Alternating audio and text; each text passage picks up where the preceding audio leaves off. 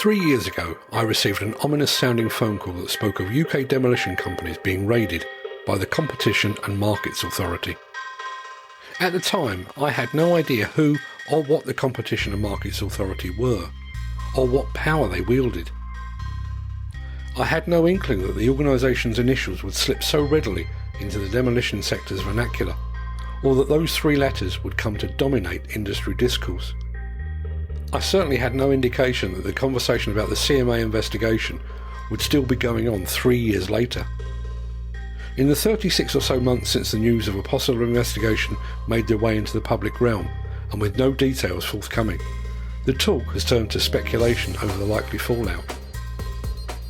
But now, is this story nearing its end, or are we merely facing yet another false dawn? Is it possible to separate an individual from a crime of which they're accused or convicted? It's a question I've asked myself since I first received word that an anti-collusion investigation was underway in the UK demolition industry. Some of those involved might be people I know, that I like, respect and even admire. Would I feel the same about them afterwards? I don't have a definitive answer. On the one hand, if you check the list of Tour de France winners for the period 1999 to 2005, you will see that it says simply, no winner. Lance Armstrong's drug-fueled dominance during that period was considered so heinous that he's been expunged from the record books. He is cycling's Lord Voldemort. He is Macbeth. We dare not speak his name. On the other hand, Michael Jackson was accused of doing something far worse than taking performance-enhancing drugs while riding a bike. But I will still happily listen to Off the Wall and Thriller, and tap my feet as I go. Now, I am not for one moment suggesting that collusion or price-fixing are on the same level as accusations of child molestation. And perhaps that's the point. Michael Jackson may have had an unhealthy interest in children, but the guy could sing and dance.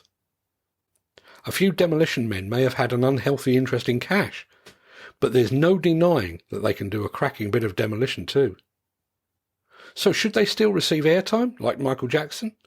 Or should speaking their very name be somehow outlawed? From my perspective, the answer is very easy indeed.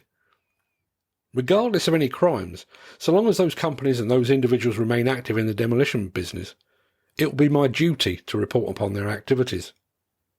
The wider demolition community, though, may not be so forgiving.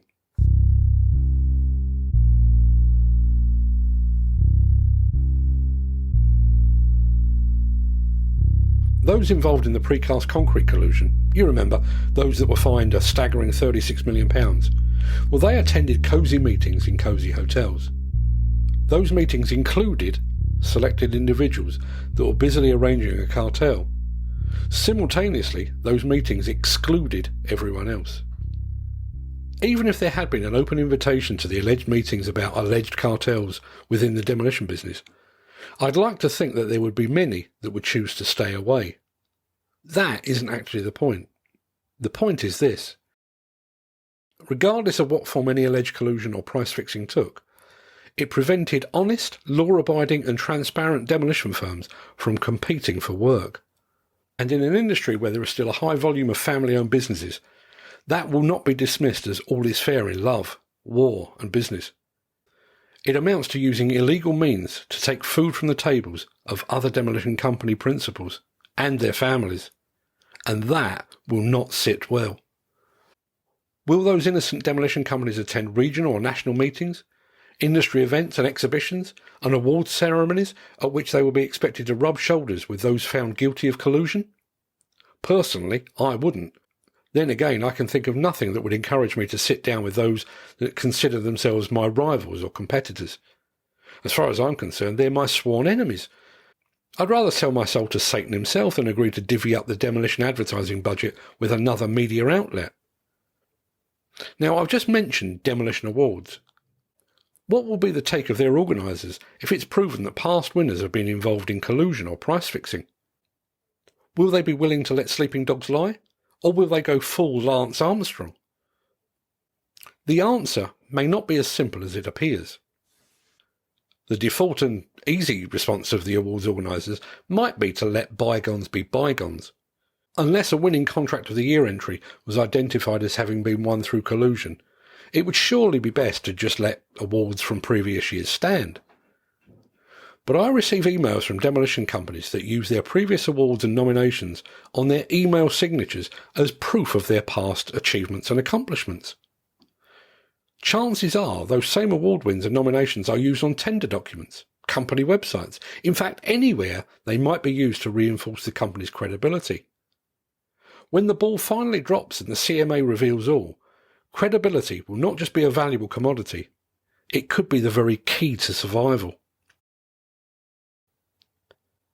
For a time, it will probably appear that the news headlines do nothing but mention the guilty parties, and no amount of PR spin and positive news placement will alter that fact. But slowly and surely, the dust will settle.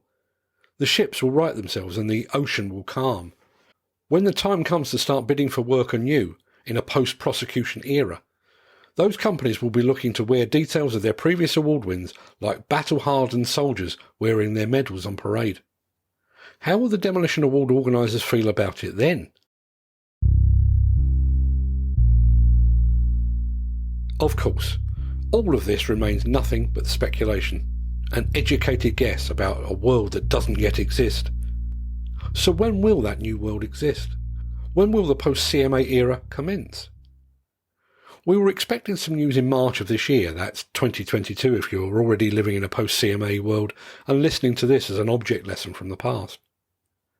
But when the end of March arrived, the CMA merely issued a statement to say the next update was scheduled for July 2022.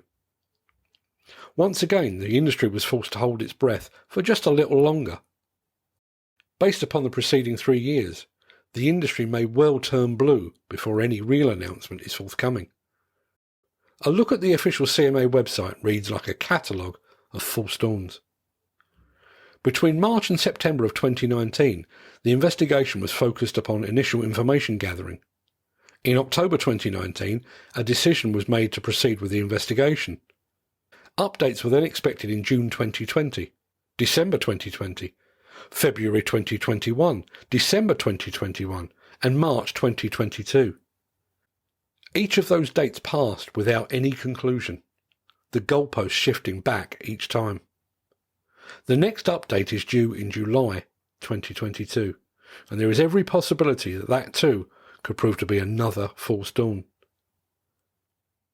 For the time being, much as when this story began, we have had no official confirmation that an investigation is taking place. We have no confirmation on which companies might be the subject of any investigation. We have no confirmation on which individuals might be the subject of any investigation. We have no confirmation of what any alleged collusion or price fixing might have involved.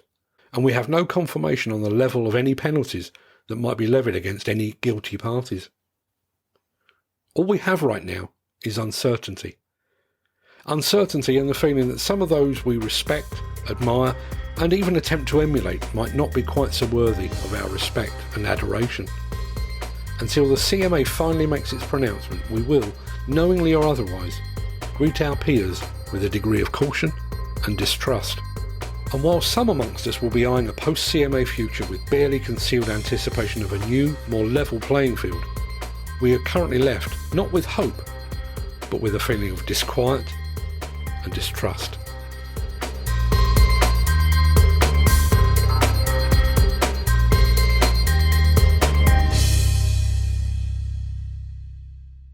The CMA Files is a Demolition News production. It was written and narrated by Mark Anthony. We hope you enjoyed this episode.